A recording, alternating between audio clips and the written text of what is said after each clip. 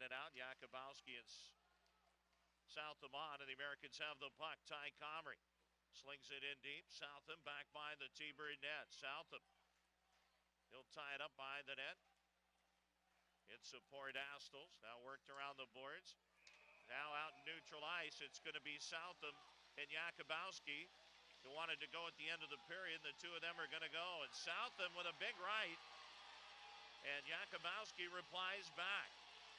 Yakubowski and Southam. Yakubowski giving away a little bit. Southam, a 17-year-old. Yakubowski, a 19-year-old. Yakubowski comes with lefts, and Southam coming back with rights and connects with a big one. Good tilt. Each of them get a couple of good blows in. That's a good bout.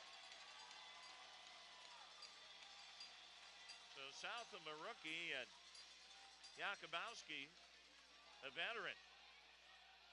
Well, they weren't happy, and cooling off in the box, decided, hey, let's get after it. Left over from the end of the first period.